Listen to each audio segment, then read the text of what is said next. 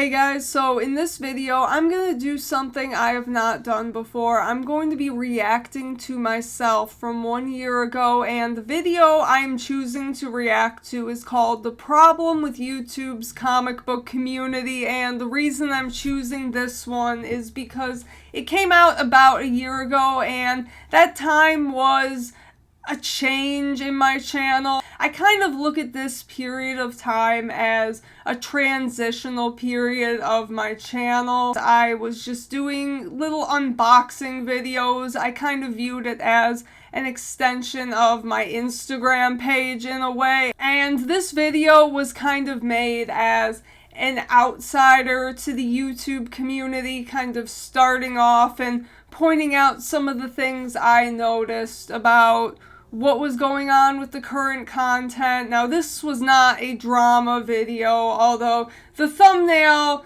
we could talk about the thumbnail a little bit. That was a little bit of a joke. I thought it was just kind of funny to have me, who does not look like a traditional comic fan, kind of walking into The Simpsons, kind of a very traditional comic area. It was certainly not meant to make fun of anyone in the comic book community. I have a lot of people in this community that I greatly respect, but it was just more to poke fun and maybe invoke a little bit of curiosity of what I had to say. And I think it got the message across because that video was the best performing video on my channel at the time and kind of set my channel on the path that it's on today. At the time of posting this video, my channel had about 700 subscribers, and it seemed like overwhelmingly a lot of people in the comments did agree with me and really resonated with the message. Overwhelmingly, I was surprised that the comment section on this video was overall very positive. Without further ado, let's play the video. I'm not going to play the entire thing, but I will kind of pick out the sections that I want to talk about.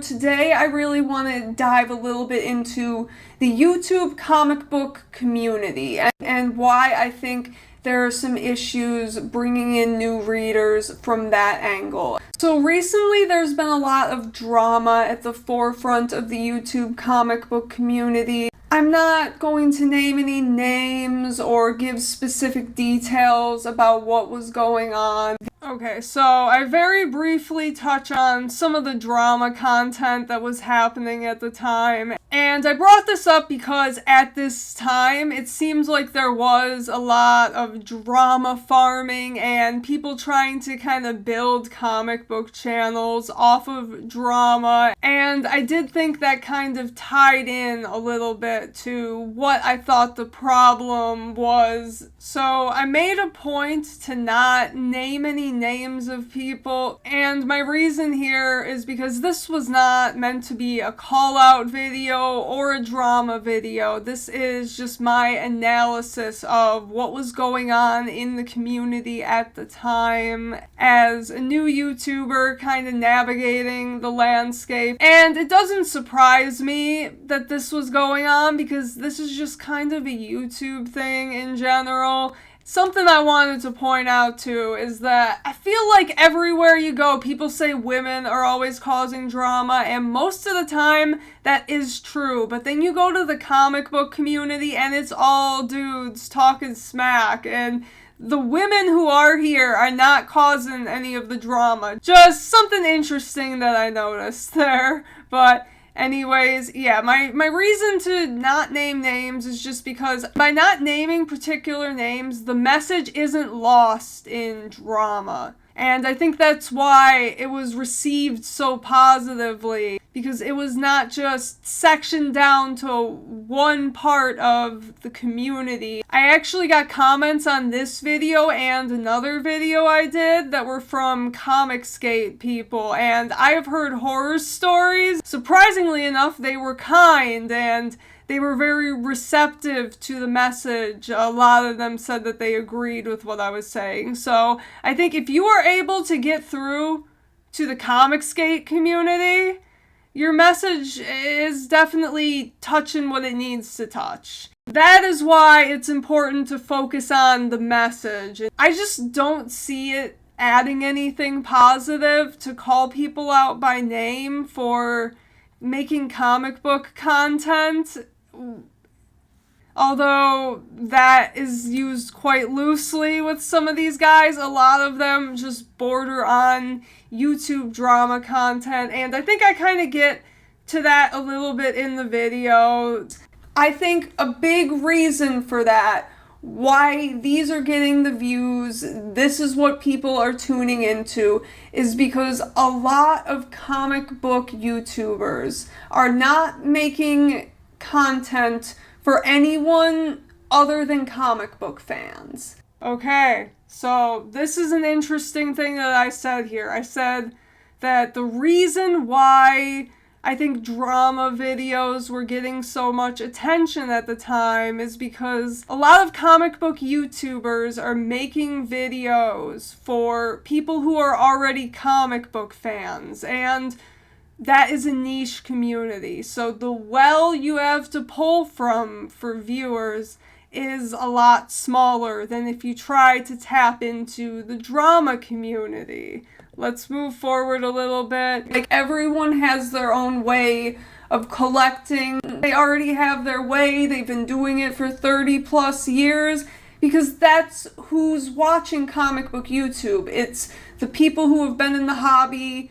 So I think a lot of people tuning into comic book YouTube are a lot more interested in the people making the content. They want the face that's presenting the comics. They want your insight. I think that a lot of people are excited about anything that's different because, you know, only so many unboxing videos you can do before it gets kind of old and tiring. There are only so many of those videos people are going to want to watch because attention spans are so low. So I talked a little bit about unboxing videos and how there's only so much you can really do with unboxing videos, and at this time I wanted to start doing a little bit more. This is absolutely not anything against unboxing content. I have done unboxing videos. I was just kind of yearning for something a little more and the ability to kind of talk about things a little bit deeper.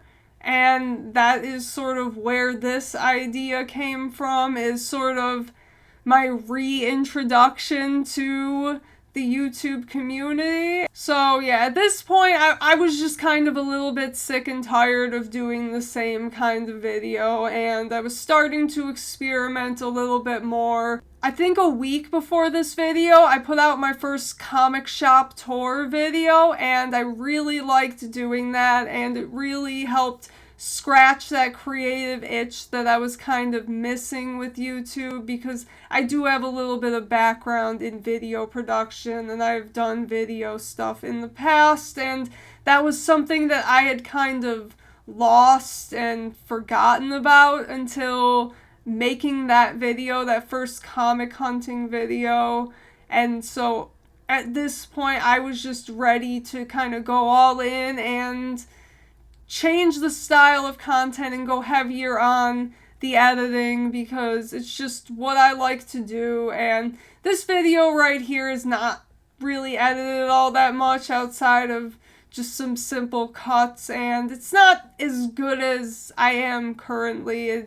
I was definitely a little bit rusty as I was getting back into it, but overall I think that's a lot of me right here, kind of venting some of the frustration out that I had for just how repetitive the content that I was making felt at the time. And on YouTube, retention and watch time is everything, and that's how videos get promoted, that's how videos continue to get pushed through, is when the watch time is high. And I definitely started to notice the watch time of my videos go up around this time with that first comic shop tour and with this video.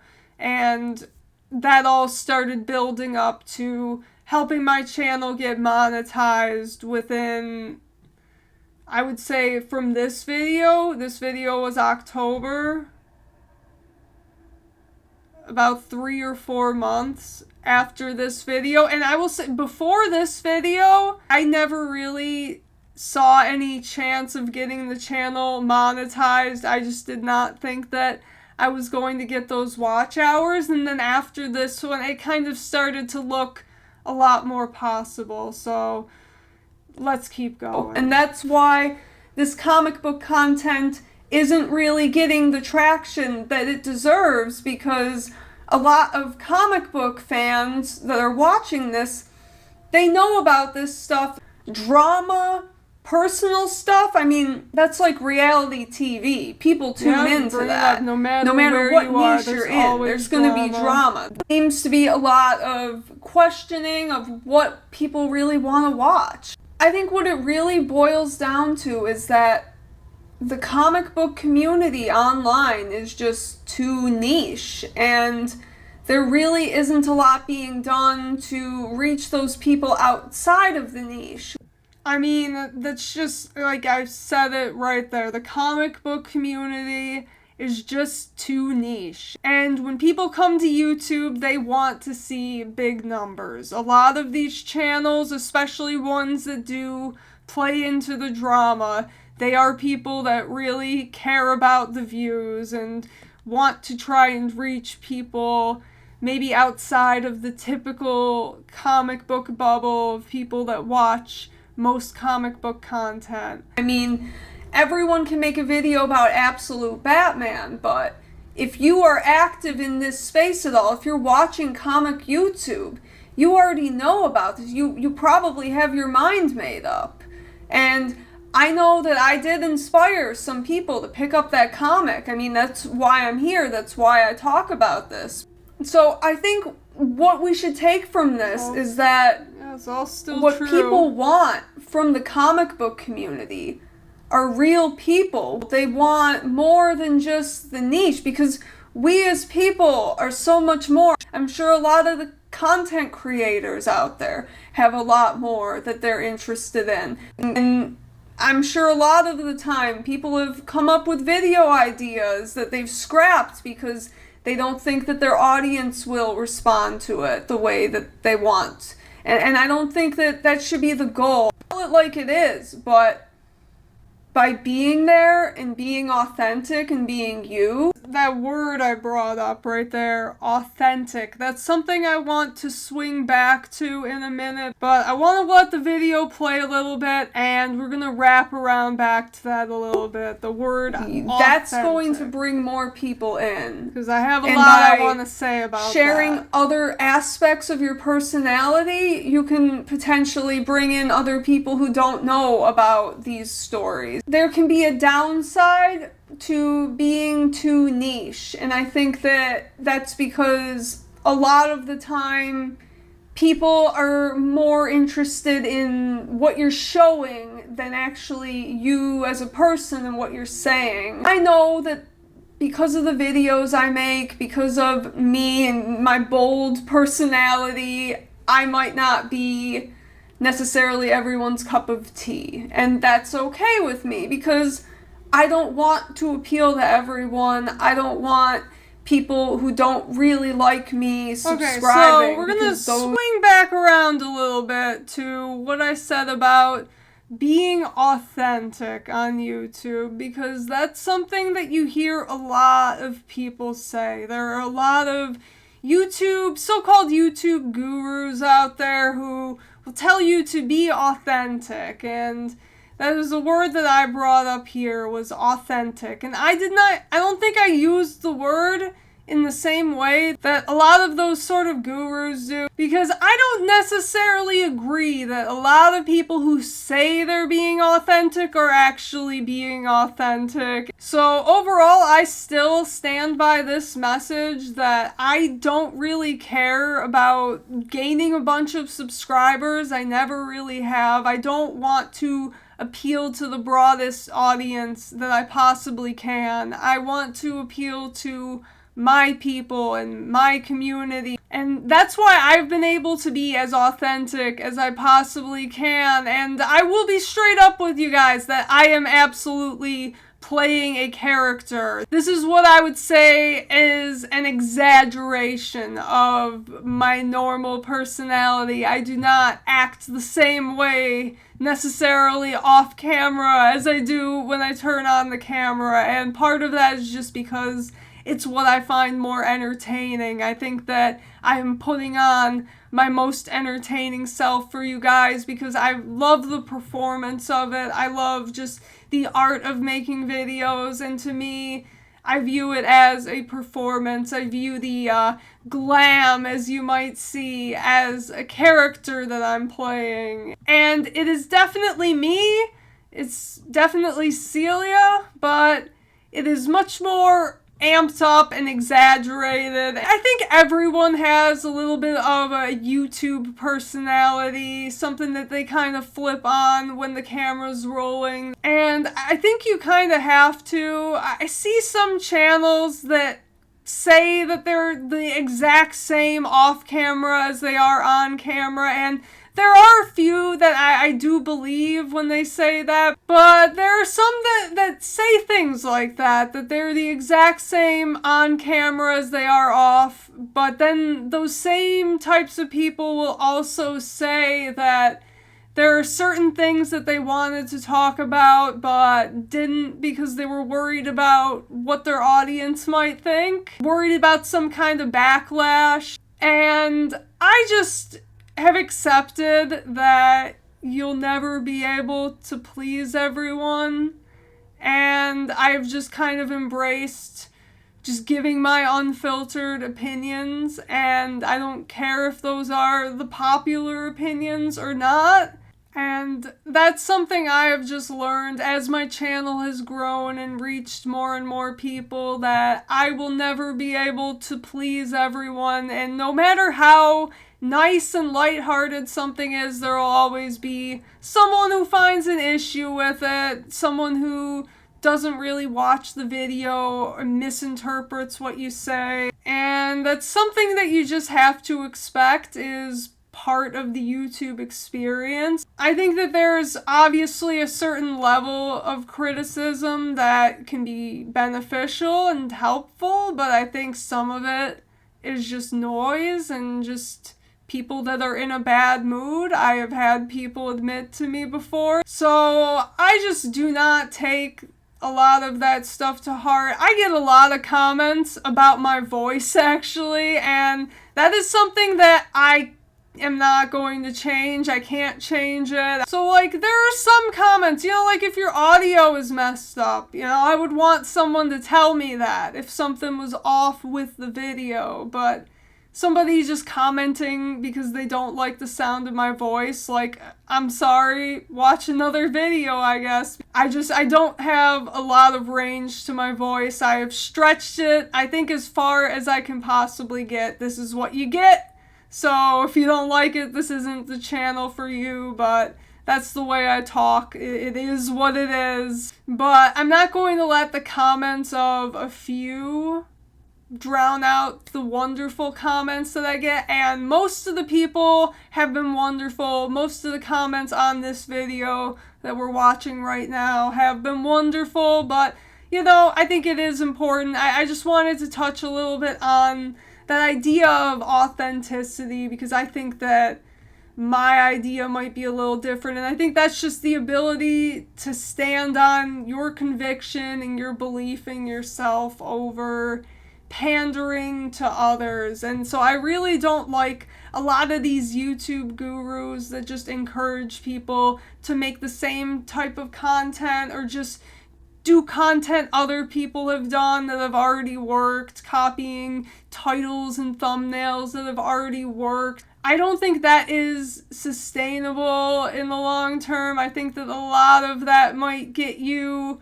a temporary boost in subscribers, but I think that for the long term, it's really being able to connect to people with ideas and being able to maybe provoke a little bit, maybe push someone outside of their comfort zone and their way of thinking. And I think that the comic book community is a great place to have some of those conversations. So the point of this video is kind of about doing things to appeal to people that are outside of the normal comic book viewing community. And I really wanted to kind of hammer in on this point about whether I agree with this or not a year later. And I would say absolutely, I still agree with this point, because just a couple months after this video, in like December, I made a video looking for comic books at Dollar Tree. So I was kind of able to cross between two different sort of YouTube groups, where you have the comic book people and the people who just like retail videos, Dollar Tree hunting type of stuff. And one of those videos wound up kind of blowing up a little bit for a channel of my size. And that video is approaching 28,000 views, which is by far my most viewed video. And that is just amazing to me that I've been able to reach people outside of the comic book community and introduce them to something new and cool. And I know I have. I know I've gotten so many comments and messages from people that have said I've gotten them into comics and that my videos have helped them figure out where to start reading comics. I know people in my personal life who have started reading comics since I've been more outspoken about this stuff. For a long time, it was something I kind of kept to myself because I assumed most people in my real life just didn't care about it. So that's why I joined the Instagram community and later the YouTube community to talk about comic books, because it's just so important to me. So at this point, a year ago, I didn't have the greatest outlook on sort of the YouTube comic book community. I kind of went in a little bit hot and a little bit negative, I feel. And I would say a year later, I think that a lot of that has turned around. I do think it's getting better.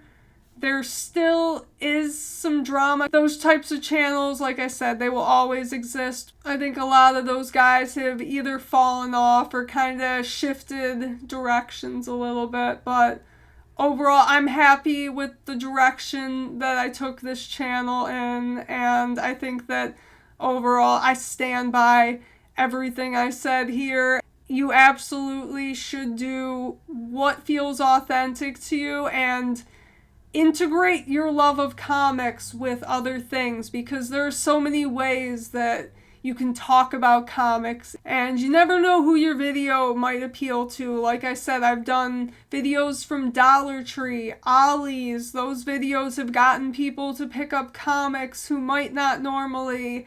I've been able to integrate my love of music to my love of comic books, and that opens the door to a whole different audience. And so I think that I still agree that should be the approach. I think you should be as authentic as possible, your version of authentic. If you love comic books and you love action figures and you're able to make content and integrate that stuff together, a lot of the more popular comic YouTube channels are ones that are more story recap videos that appeal to people who do not read comics and just kind of want the story to be read to them. And those tend to be the biggest channels right now, but something to think about is that YouTube is being filled with a bunch of AI slop every day, flooded with it.